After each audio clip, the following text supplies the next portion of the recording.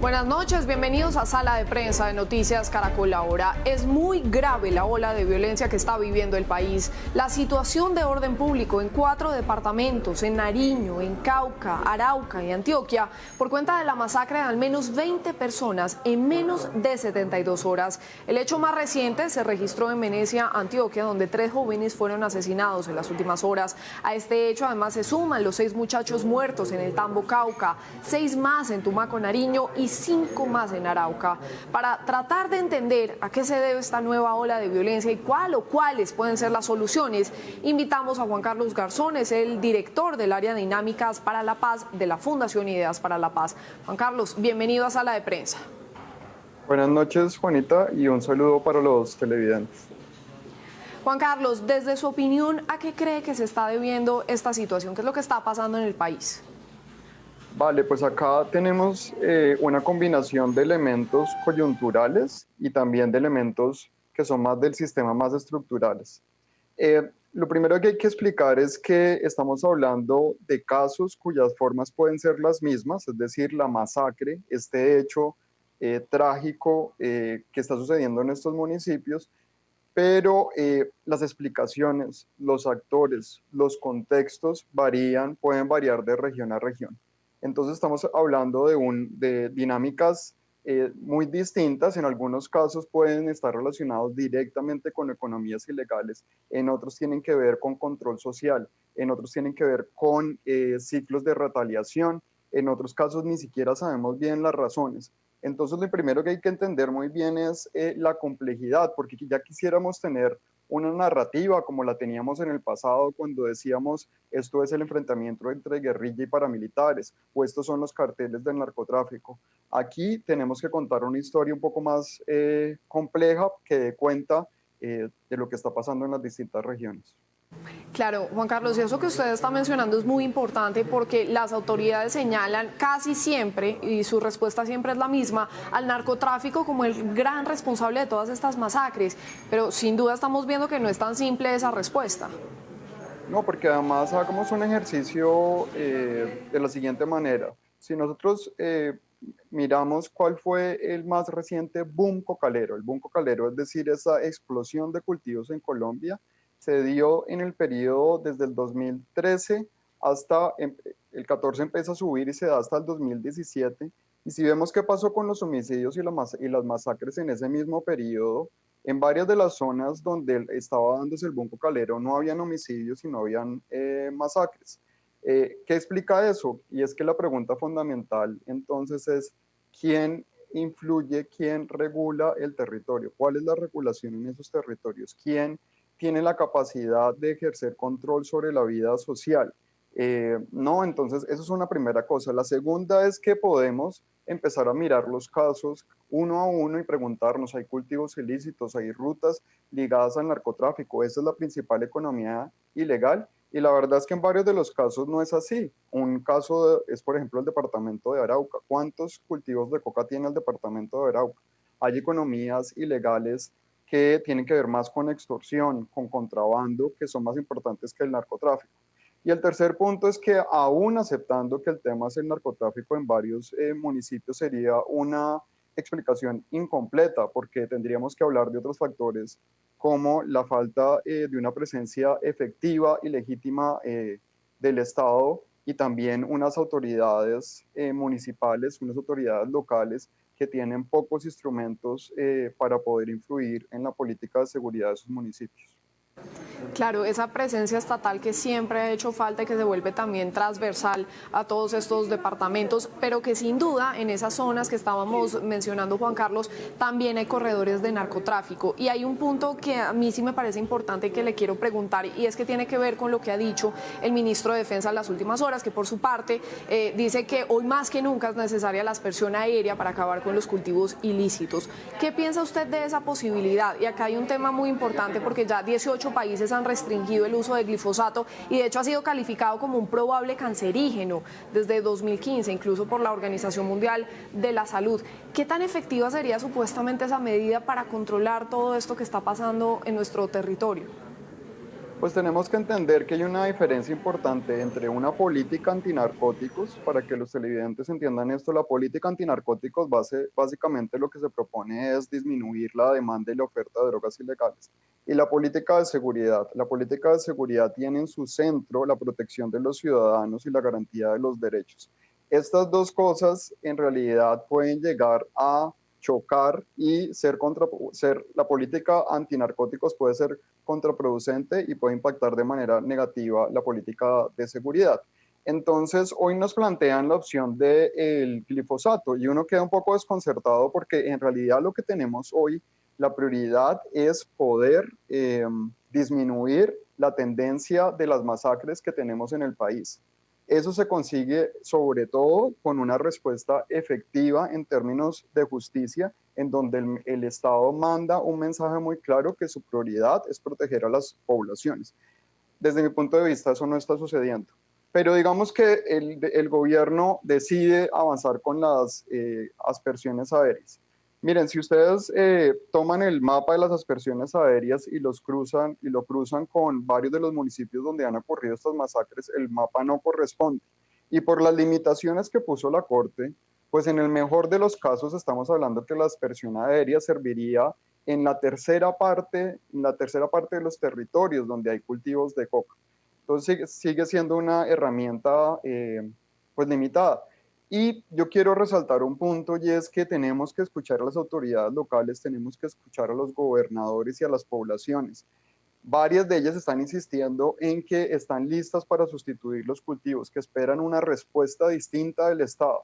Entonces imaginémonos en esas regiones donde además de la amenaza de los grupos armados ilegales, ahora las poblaciones realmente están esperando una respuesta distinta del Estado y la respuesta del Estado central es decir, no, pues nosotros, si ustedes están en una situación de vulnerabilidad, nosotros ahora, pues la salida va a ser asperjar. No, sin duda. Juan Carlos, ¿y qué más falta para que se pueda entonces concretar, sin duda, el acuerdo de paz y también los excombatientes que tengan opciones diferentes a las de unirse a un nuevo grupo ilegal? Ya que usted menciona todo este tema de comenzar finalmente a hacer la sustitución de cultivos. Muchos incluso han dicho que si se cumpliera el punto 4 de los acuerdos de paz sobre drogas ilícitas, pues se daría un gran paso. Bueno, yo creo que ahí hay que complejizar, digamos, como esa afirmación. Tenemos que entender que la implementación del acuerdo de paz comenzó desprovista de una estrategia de seguridad y eso no es solamente un problema en este gobierno, sino que eso vino desde el momento mismo del comienzo de la implementación durante el gobierno de Santos. Entonces la implementación fue por una vía y la seguridad empezó a ir por otra vía. Pero en varios de los municipios donde se empezó a hacer el programa de sustitución se avanzó muy rápido en la erradicación voluntaria, las poblaciones arrancaron las matas, pero se llegó muy tarde con la asistencia técnica y con toda la, digamos, otra dimensión del Estado.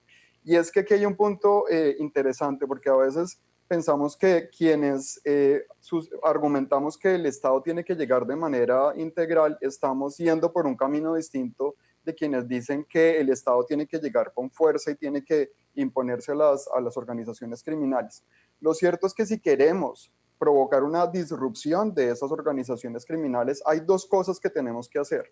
La parte de la justicia y la seguridad que se debe dirigir hacia los eslabones más fuertes, aquellos que tienen capacidad de hacer violencia, de corrupción, pero también tenemos que hacer una disrupción en términos de romper la dependencia de esas comunidades a las economías ilegales. Si no afectamos esa relación de dependencia, y eso no lo va a conseguir la aspersión, se van a recrear las condiciones en las cuales se reproduce una economía ilegal y un actor armado que pretende regularla. Entonces aquí no es que estemos hablando de dos perspectivas, una en un extremo y la otra en el otro extremo, en donde están los que dicen que tenemos que combatir el narcotráfico y están los que dicen que el Estado tiene que llegar de manera integral, sino que eso debería ser parte de un solo relato. La pregunta es cómo el Estado puede llegar con sus distintas capacidades, no para hacer una operación, sino para quedarse.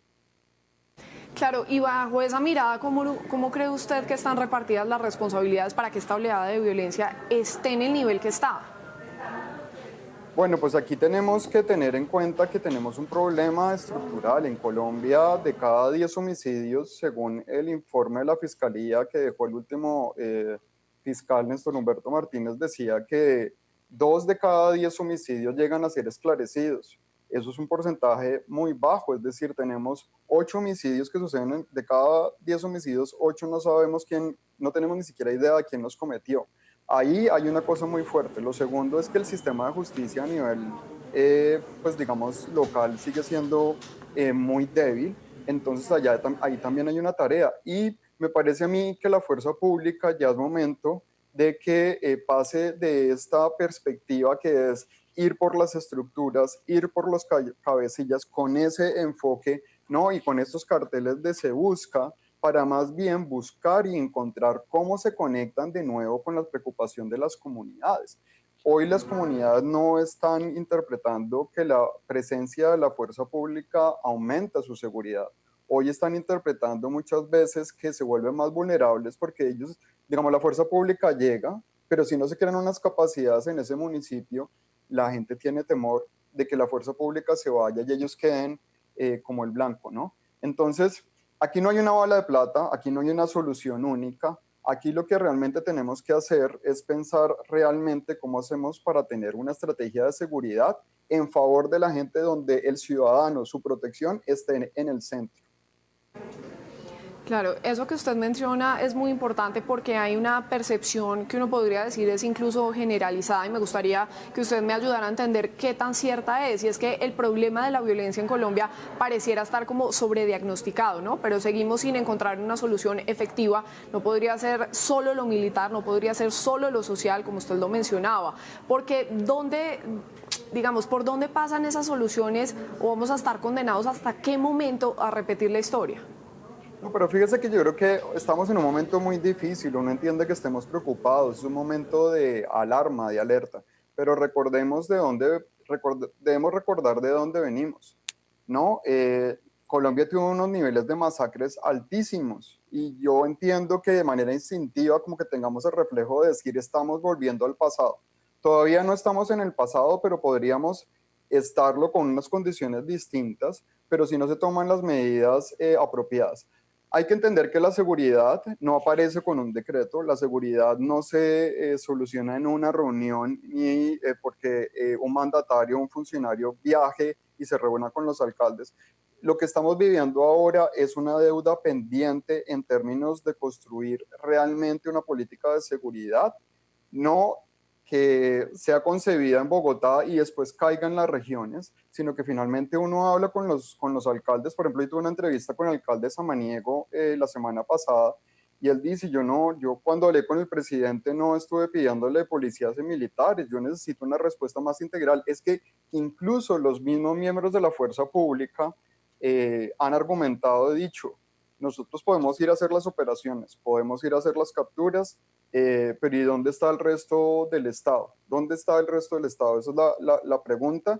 ¿Y cuál es el Estado que podemos construir con los recursos que tenemos? A mí me parece que aquí no solamente es una respuesta técnica, una respuesta de cuáles son los engranajes que movemos. Aquí necesitamos también una respuesta política y de liderazgo en donde los colombianos estemos unidos en torno a la idea de que no es posible bajo ninguna circunstancia que siga este aumento de la violencia en Colombia. Juan Carlos, y en medio de todo este panorama también existen las instancias como la JEP y la Comisión de la Verdad que siguen avanzando en las tareas que estableció el acuerdo de paz para tratar de descifrar un poco realmente qué fue lo que vino pasando a lo largo de todos estos años en medio de la violencia, pero muchos están criticando también su falta de agilidad. ¿Qué más hace falta para que los colombianos podamos llegar a ver resultados frente a ese tema? Pues yo creo que aquí hay que darle tiempo a las instituciones que son relativamente nuevas para que den resultados. La JEP ya ha empezado a mostrar resultados. La Comisión de la Verdad nos ha puesto de presente realidades muy difíciles en el territorio. Y fíjese una cosa muy importante que pasa en la Comisión de la Verdad y esto de reconocer nuestro pasado. Cuando reconocemos nuestro pasado es como si nos pusiéramos frente a un espejo en donde empezamos a descubrir no solamente las cicatrices, las heridas abiertas, sino también todas estas cosas que no hemos resuelto como Estado.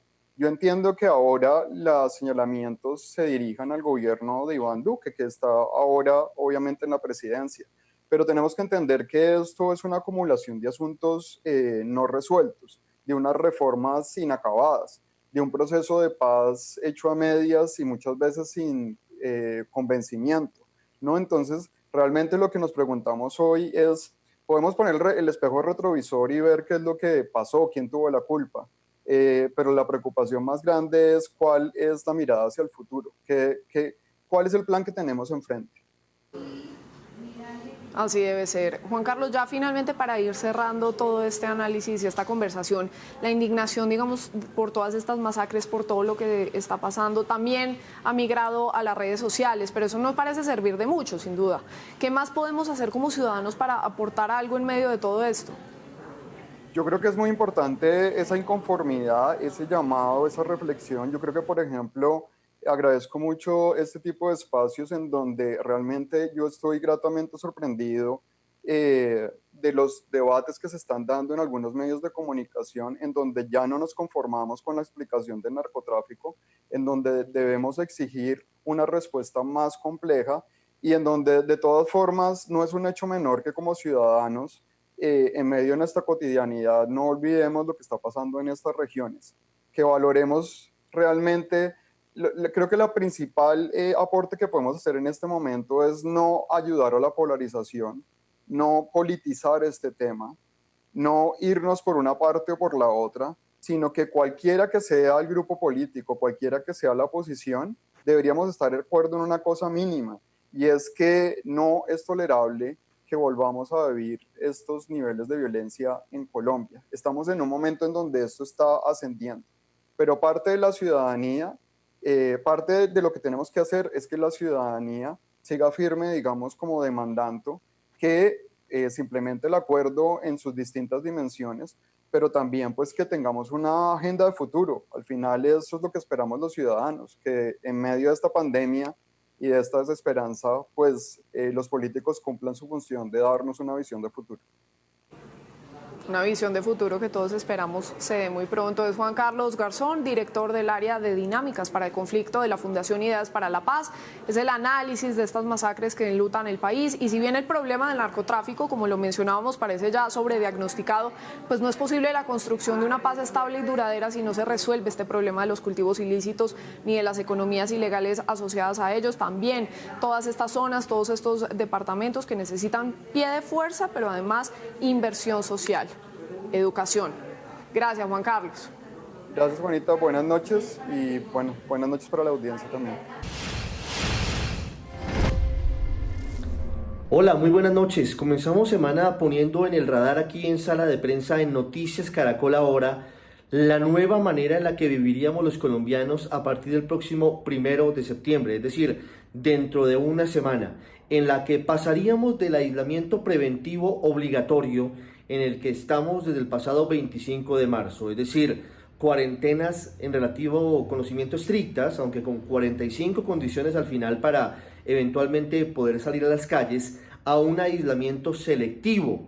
Ese sería el término que a partir de ahora emplearían el gobierno nacional y los gobiernos locales para de alguna forma pasar a una nueva fase dentro del control de la pandemia del COVID-19 en el país, a la espera de tratamientos efectivos y de una vacuna que eventualmente nos pueda llevar a una inmunidad de rebaño y a retomar la vida normal como la teníamos antes del pasado 6 de marzo cuando llegó el virus al país. ¿Qué viene ahora con este aislamiento selectivo? Pues de acuerdo a lo que hemos podido conocer, lo que pretende el gobierno nacional es hacer un seguimiento muy detallado y solamente aislar a las personas que eventualmente estén contagiadas con COVID-19 y al círculo de contacto cercano. Esas personas tendrían que cumplir el aislamiento de 14 días y no se cerrarían ni municipios, ni ciudades, ni localidades como ha venido produciéndose hasta el momento. Esto conllevaría una reactivación paulatina de la economía. Ya se ha venido dando en varias regiones del país que ya han alcanzado el pico de la pandemia y que pretenden ahora evitar que la crisis económica termine sepultando las ilusiones de millones de colombianos. Lo que ahora es crucial es el seguimiento, es el rastreo de esos casos contagiosos, potenciales, sospechosos y de las personas cercanas, para evitar que estemos hablando de rebrotes o para evitar que haya muchas mayores situaciones de riesgo. Colombia entraría en una fase en la que prácticamente rehabilitaría todos los sectores de la economía, pero teniendo en cuenta horarios, teniendo en cuenta además medidas estrictas de bioseguridad y en cualquier caso por ahora evitaría la posibilidad de que se reabran espacios de diversión que contemplen incluso la venta de licor, que pareciera ser el último escenario, el último renglón de la economía que podría reactivarse. Todo eso está en pleno desarrollo y el presidente Iván Duque podría confirmar que avancemos más hacia ese tipo de aislamiento que el anterior que teníamos en las próximas horas. Gracias, Ricardo. Así terminamos Sala de Prensa de Noticias Caracol Ahora. Los dejamos con el programa Signo Pesos. Buenas noches y gracias por su compañía.